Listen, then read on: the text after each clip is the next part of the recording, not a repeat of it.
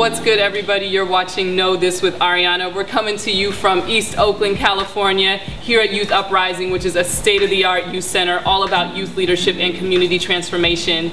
And we have an amazing show in store for you. You know, on the show we have this phrase that knowledge of self is sexy. Well, today, knowledge of sex is sexy. That's right, we're talking about sex, stats about STIs, safe sex practices, and what it means to be sexually empowered. And I am joined by my dear friend, lovely Nurse Practitioner Simran Tagore. Thank you for being here. Of course. And we also have some crew from UpRising in the building. What's up, y'all? What's up? Hey.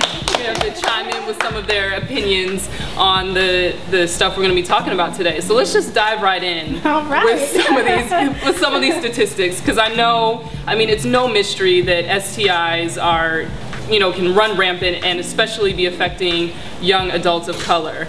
But what is really real with those stats?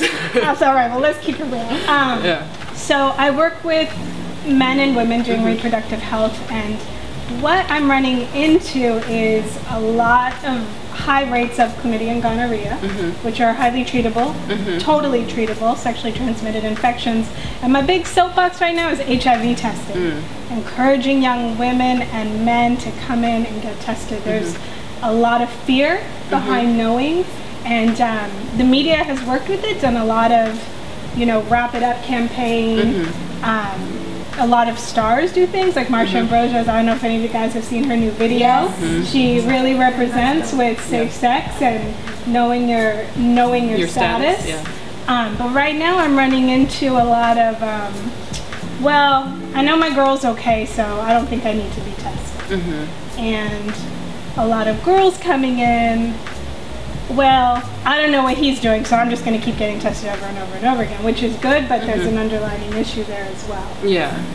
And there's things that I don't think people realize. The statistic I heard recently by the CDC is that 20% of people with HIV are walking around with it and don't know. Wow. They don't know. That's 1 out of 5. So line 5 of people up, 1 person's walking around with it and they don't know. Wow. What do y'all think when you hear that kind of statistic? Scary.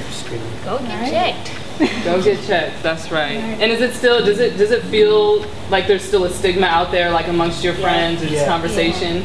And what I guess what is that? What do you think that is? I think it's fear. I mean, a lot of people don't always want to know, but I feel like you should want to know, because I feel like that's very important. Like you can not only plan with your life, but you plan with other people's lives as well. So you should want to get tested. Like that should be #1 on your list. So even though we have all these sobering statistics, even though there's sex education, there's all the programs to have people, there's free condoms, we still see a lot. We're just kind of just like whatever. Like I heard this one story. An ER doctor friend of mine said a woman came in with pelvic pain, and he went through all the questions, and after asking all those, he found out that she is sexually active, never uses condoms, never uses contraception, and not trying to get pregnant, but her philosophy was, we've been having sex for a year, we've been going raw for a year, and I've never gotten pregnant. That's the philosophy. I don't... And I think there may be a disconnect between sex, pregnancy, and infection. I think women, we may think of pregnancy only as, well, I don't want to get pregnant, or I don't mind if I get pregnant. Then I kind of have to switch it and I say, okay, but what about infections? Does your partner have other partners? Do you have other partners? Because you have to take it one step further. Pregnancy is a big deal, and that's up to her as well. But are you thinking about the other consequence? Are we thinking about the other part that affects our health? And especially with chlamydia and gonorrhea that I mentioned earlier, for some women that can cause infertility if it is not treated. Gonorrhea and chlamydia can lead to pelvic inflammatory disease, which can scar our tubes and make it so that it's very difficult, or we cannot get pregnant. Jeez. And the frustrating thing is it's treatable with some antibiotics. And so one of the common things that I hear too, just around issues of safe sex practices, is the factor of like kind of being in the heat of the moment. It's kind of, well, I don't want to bring it up, or I don't want to be that, just kind of having the fear to be able to speak up and say what you need, or feeling the peer pressure to do it without protection. I guess what advice do you give patients when you kind of confront that situation? There's a couple things. I think when we say negotiate safe sex, that takes the passion away from it, right? Yeah. When you say let's negotiate how we're gonna have sex here, Yeah. where's the romance? passion, where's the mystique behind that? But it's true, and you'll find that once you can actually negotiate that and talk about that with your partner, that moment that you are sharing with your partner, that bond, is so much better because you know you're protected, you know you're safe, instead of this constant worry. So I try and tell my young men and women to bring it up beforehand and talk about it while you're getting to know the person. You know, have you been tested? When was the last time you were tested? I don't want to ask, I don't want to know. We haven't talked. Well, you're having sex with this person. They're seeing parts of you and doing things. Yeah, that's very personal. That's very personal. But you got to be able to talk about it. If you're grown enough to engage in that act, you got to be grown enough to talk about it. I think guys, we look at it like, oh, it's not so big for us because they're gonna be 9 months pregnant. We just gotta chill. So that's how guys look at it.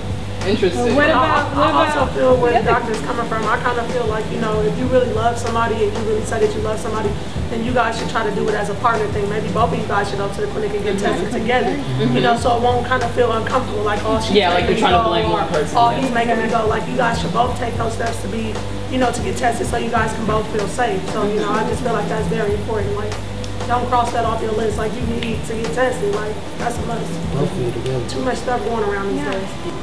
Well, I have a couple questions that got submitted that I'd like to ask. So, one says, if you use condoms each time you have sex, how are your chances of catching an STD or getting someone pregnant?